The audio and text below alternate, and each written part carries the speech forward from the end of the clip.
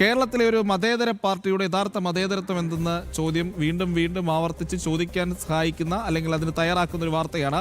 മുസ്ലിം league നിലവിളക്കിനോട് ഇപ്പോഴും ഹറാമാണ്. പൊതുചടങ്ങിൽ നിലവിളക്ക് കൊളുത്താൻ മടിച്ച മുസ്ലിം ലീഗ് MLA-മാരുടെയും MP-മാരുടെയും ദൃശ്യങ്ങൾ ഇപ്പോൾ പുറത്തു വന്നിട്ടുണ്ട്. Tirurangadi MLA PMA സമീറും Tirur MLA Kurukkoli മൊയ്തീനും Abdul Samad Samadani MP-യുമാണ് നിലവിളക്ക് കൊളുത്താതെ മാറി നിന്നത്. തിരൂരിലെയും പരപ്പനങ്ങാടിയിലെയും നവീകരിച്ച റെയിൽവേ സ്റ്റേഷൻ ഉദ്ഘാടന പരിപാടികളിലായിരുന്നു സംഭവം. ആദ്യം ആ ദൃശ്യങ്ങളുണ്ട്.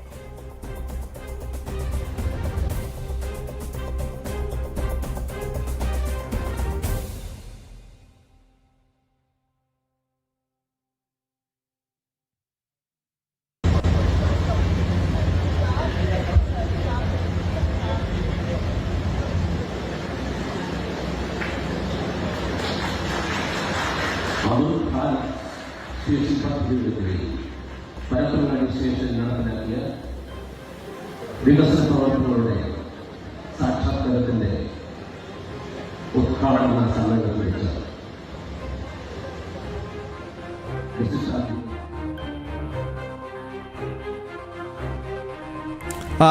MLA-മാരുടെയൊക്കെ കഷ്ടപ്പാട് കാണുന്ന ദൃശ്യങ്ങളാണ് നമ്മൾ കണ്ടത്. ഇപ്പോൾ കൂടുതൽ വിശദാംശങ്ങളുമായി ശിവദാസ് കന്മനമുണ്ട് മലപ്പുറത്ത് നിന്നും. ശിവദാസ്, ഏറ്റവും പ്രധാനപ്പെട്ട കാര്യം നിലവിളക്ക് കൊളുത്തുക എന്നൊക്കെ പറയുന്നത് അത് കേരളത്തിന്റെ ഒരു പൊതു പാരമ്പര്യത്തിന്റെ ഭാഗമാണ്. നമ്മുടെ കാലങ്ങളായി നിന്നൊരു സാംസ്കാരിക ബിംബമായി മാറിയിട്ടുള്ള ചടങ്ങുകളാണ്. അപ്പോൾ ഇതിനെയൊക്കെ ഇങ്ങനെ നിന്ദിക്കുന്ന, ഇതൊന്നും ഞങ്ങൾക്ക് ചെയ്യാൻ പറ്റില്ല എന്ന് പറയുന്ന ഇവരും യഥാർത്ഥത്തിൽ കേരളത്തിലെ ഓണം പോലെയുള്ള ആഘോഷങ്ങൾ ഒരു കാരണവശാലും മുസ്ലിങ്ങൾ ആഘോഷിക്കാൻ പാടില്ലെന്ന് പറയുന്ന ജിഹാദികളും തമ്മിലുള്ള വ്യത്യാസം എന്താണ് ശിവദാസ്? അത് തന്നെയാണ് സമൂഹത്തിൽ ഉയരുന്ന ഒരു പ്രധാനപ്പെട്ട ചോദ്യം. കാരണം മുസ്ലിം ലീഗ് എന്ന് പറയുമ്പോൾ അവർ സ്വയം പറയുന്നത് ഞങ്ങൾ മതേതര പാർട്ടി എന്നാണ്. അവരുടെ UDF മുന്നണിയും ആ രീതിയിൽ തന്നെ പൊതുസമൂഹത്തിന് മുൻപിൽ അങ്ങനെയാണ് അവതരിപ്പിക്കുന്നത്. എന്നാൽ യഥാർത്ഥത്തിൽ മുസ്ലിം ലീഗ് കൃത്യമായി തന്നെ മതത്തിന്റെ അടിസ്ഥാനത്തിലാണ് അവരുടെ ഓരോ പ്രവർത്തനങ്ങളും. അവർ പലപ്പോഴായി അത് തുറന്നു പറയുകയും ചെയ്തിട്ടുണ്ട്. ചില നേതാക്കൾ അത് കൃത്യമായി തന്നെ തുറന്നു പറഞ്ഞിട്ടുണ്ട്.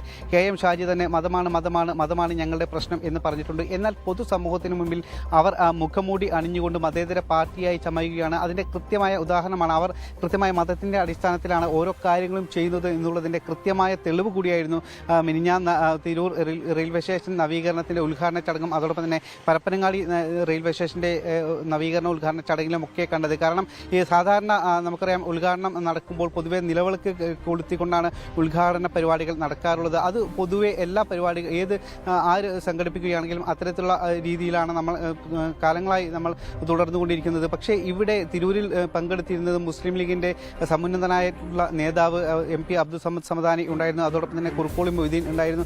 ഇരുവർക്കും ഇത് നിലവിളക്ക് കത്തിക്കുന്നതിന് വേണ്ടി അതിന്റെ തിരി നൽകിയെങ്കിലും അവർ അത് പിന്മാറുകയായിരുന്നു. അതിനുശേഷം തിരൂർ നഗരസഭ ചെയർമാൻ നൽകിയെങ്കിലും അദ്ദേഹം പിന്മാറി.